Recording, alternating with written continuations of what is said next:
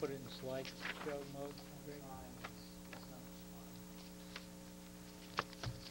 It's probably still booting.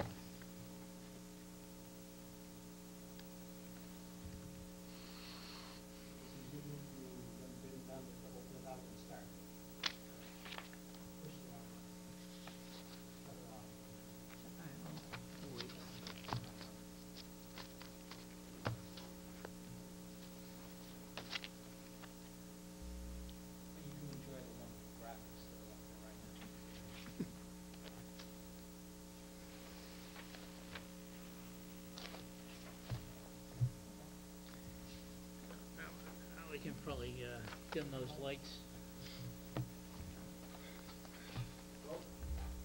You.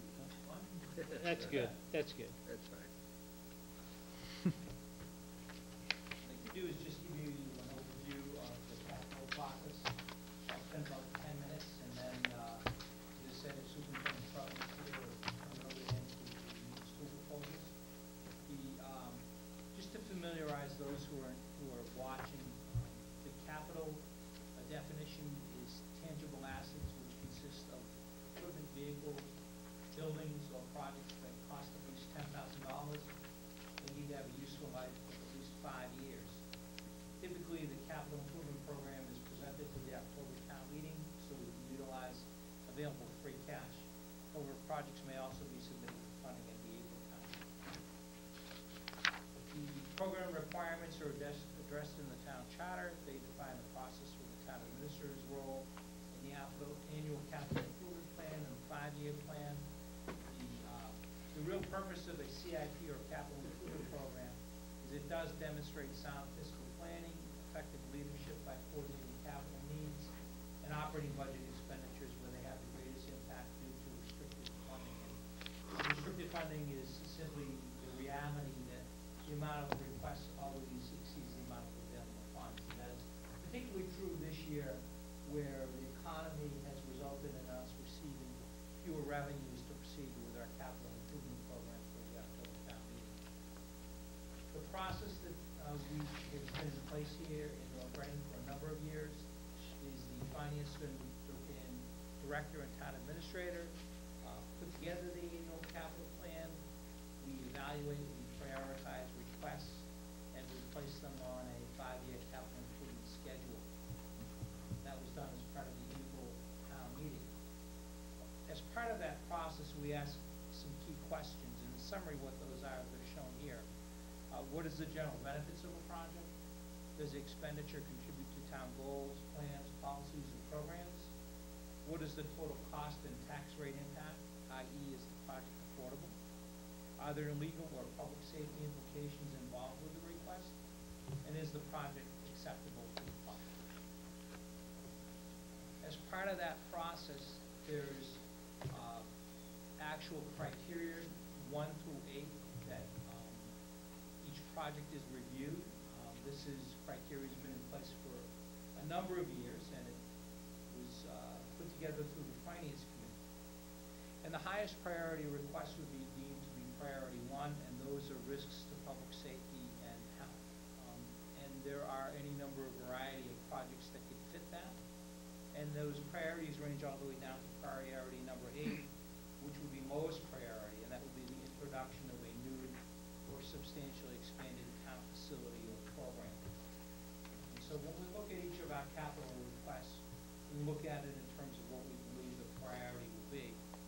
The other thing that I also look at in the capital request is whether something is being programmed by a department. What I mean by that is the department anticipating what their needs are in the future, and are they identifying a capital item that may be occurring 3, 4, 5 years down the road? Those departments that do that and do it well will see that they may not receive funding for their requests, but generally there's a progression up the ladder that those requests rise up and have a greater likelihood of being funded down the road.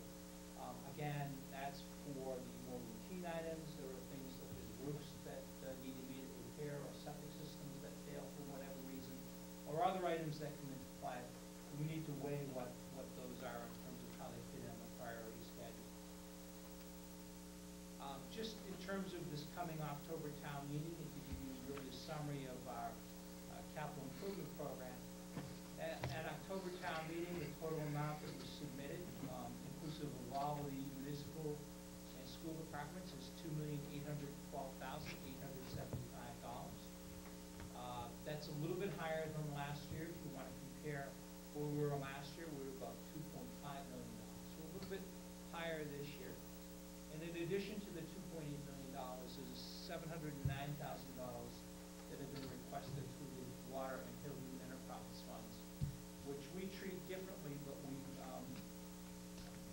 those are typically funded from operating revenues of the Water Department and the Hillview. And we look at those in terms of affordability to pay, because the funding source is dedicated. It's based upon revenues that the Water Department and Hillview bring in. So they're subject to a little bit different level of review than the municipal department requests. You'll recall from last year, we had a number of vehicle requests, with the exception of with the exception of 2 police cruisers that we purchased last year. We didn't purchase any other vehicles from municipal departments, so there's a backlog of vehicle requests that have been put forward for this year's capital plan. The total aggregate amount of those vehicle purchases is $463,000. And just in terms of deductions that we look at before we even start looking at funding capital items, we realize that we do have some budgetary and article needs that need to be addressed at the October town meeting. Those sources of funds are utilized prior to dedicating funds for capital. At this present time, we have about $491,000 in operating budget and capital needs, operating budget and article needs. And those are specifically for the items that you see here. The snow deficit, $341,777. And the fuel and utility reserve fund, which is being proposed by the Finance Committee for municipal departments and schools, of $150,000. We also face transfer of funds to our debt service stabilization fund. This is the account that was created a year ago, and it's for the purposes of receiving proceeds from the Berry Center project. The amount of the transfer estimated for the October town meeting is $1.7 million. And then lastly, what we would recommend is that there be a free cash balance that we keep available for April town meeting in the event of unknown cost increases. And as just a point of reference, last year we retained $188,000 going into the April town meeting, and that's a prudent financial planning because there can be things that we can have to foresee down the road, and we have to at least leave a balance that's up. The bottom line going into the October town meeting is the total capital improvement program requests will exceed the amount of money that we have available. As far as specific projects, this is just a very quick bullet that gives you an idea of some of the projects that are being proposed. What I'd like to do is I'd like to refer to the superintendent of schools and his staff to address the building security request of $150,000, the little school asbestos abatement program of $60,000, and then finally the school technology lease for $60,000.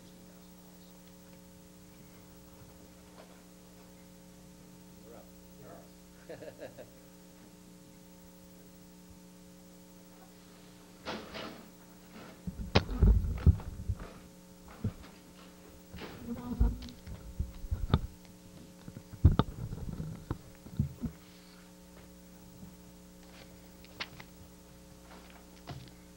Flip that light back on, Greg?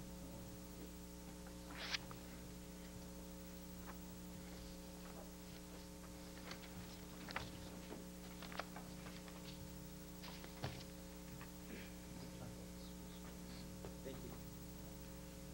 As Mr. Balakonis indicated, the school committee has submitted 3 different requests for October town meeting on the capital budget. I'd like to take the technology one first. This will be the second year of a 3-part lease that the school department has in terms of, this is lease to purchase, 200 desktop units and monitors We reviewed this in detail last year with the board, also with the finance committee. And the second year of this three-part lease is $60,000. This is actually the second cycle that the school department has used this three-part lease program. We find it to be not only cost efficient, but also it allows us to purchase upfront 200 units that will be part of our ongoing efforts to replace student computers. We have over 850 student computers in our 5 schools, and our basic use of computers would be to purchase these, the 200. They would be infused directly into our high school and middle school, and then they would be replacing those computers after 6 years. We take those computers and put them back into the elementary school. So there's always a replacement cycle that is going on. While the Department of Education recommends a 3-year replacement cycle, we're looking at a 6-year replacement cycle. So that's the reason for our request. I will point out to the board that the payment for year 2 of the lease is not due until spring, I believe in May. So if there's any item that potentially could be deferred until April, it's not deferring the commitment. There's still a commitment to fund the second year, and we certainly will be back looking for the 3rd year as we had the 1st year approved last October. But again, the way the cycle is going, we could possibly defer it, but we felt that it was important to put that out there this year in October so that everyone would be aware and not forget that it's a 3-year lease program. David, just a question. Are we growing the amount of computers as a result of this, or are we actually retiring? No, this is part of our replacement cycle. So we're pretty much at about the level that we feel is needed to maintain a ratio of computers to the number of students that we have. And so unless we see an incredible increase in enrollment, the 850 computers should keep us within that ratio.